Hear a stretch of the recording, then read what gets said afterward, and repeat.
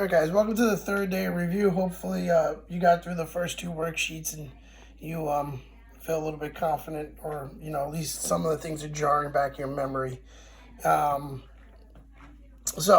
here's some more multiple choice questions. Again, go back and look. You can even Google some of these and get your answers on them and go from there.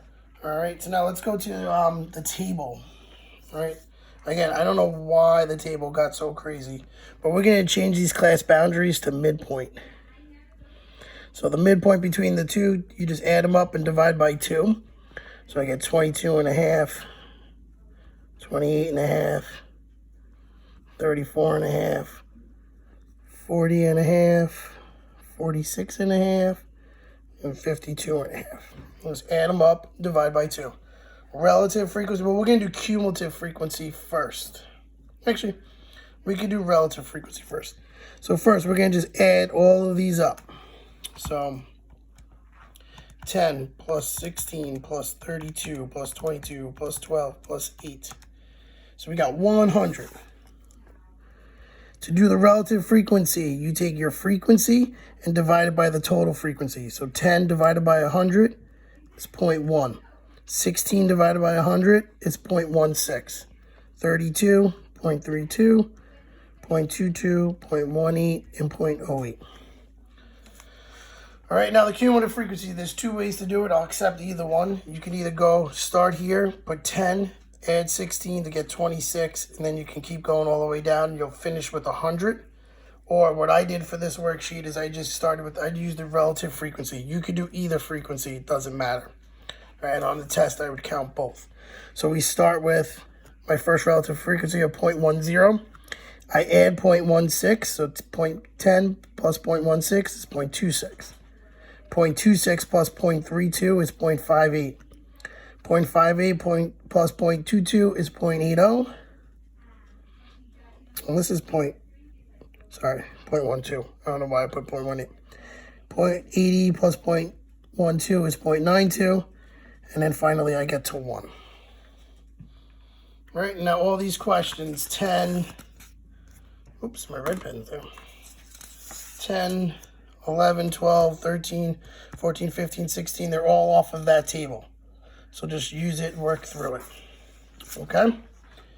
What else are we going to go to? All right, we'll do this. We'll do 17. We'll fill out the table first, and then we'll do 17. So if I have 210 total people, I have 150 nursing majors, so then I would have 60 non-nursing majors. 150 and 320. 320 minus 150 is 170 females. 170 plus 120 is 290, and 60 plus 120 is 180. All right, now find the probability that a randomly selected student is a nursing major. So I have 320 nursing majors out of a total of 500. All right, and we'll look at number 19 too. Find the probability that a randomly selected student is a nursing major, given that they're a male. So how many male nurses do we have? We have 150. And how many males total? Because you're given that it's a male, so our total is just the males. So it's 150 out of 210. On your answer key, I made a mistake. I put 320. It should be 150 over 210. All right. Let's take a look. Oh, and here, I want to definitely do this because I know this was confusing when we took the test. So I want to just go through it. Okay, so you have 4 red apples, 6 green apples, and we're not replacing. So the first apple, the probability of getting a red one would be 4 out of 10. For the first apple down here, the probability of getting a red one would be 6 out of 10. Now we're not replacing, so that means that you take the apple, you eat it, you take it out. So all of these probabilities are going to be 9s. Okay? So here, we're assuming that we got a red one for the first one. So how many red apples do we have left? We only have 3. Staying off of this branch, we're assuming that the first one's a red one. So then we would have 6 green ones left. Now, when we go to this branch, We're assuming the first one's a green one, so there would be 4 red ones left. We're assuming the first one's a green one, so now we only have 5 green ones left. All right, now with some of the questions, all right,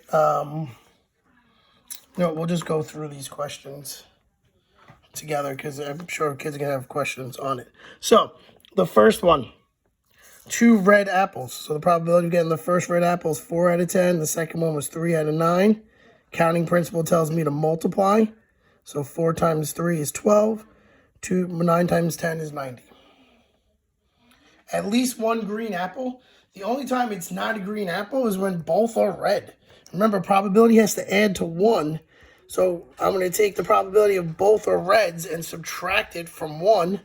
And that's going to give me... I'm sorry, that's not 78.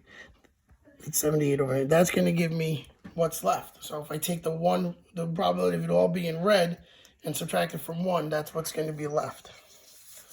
All right, and then the last one says 2 apples of the same color.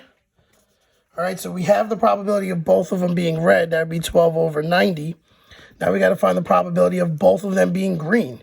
So we have 6 out of 10 for the first green, 5 out of 9 for the second green. So that's 30 out of 90. And then all I'm going to do is add these 2 probabilities up. And I get 42 out of 90. All right, and this is a nice, easy question for you guys using the table. What I am going to tell you is that this is a sample standard deviation, and this one is your population standard deviation.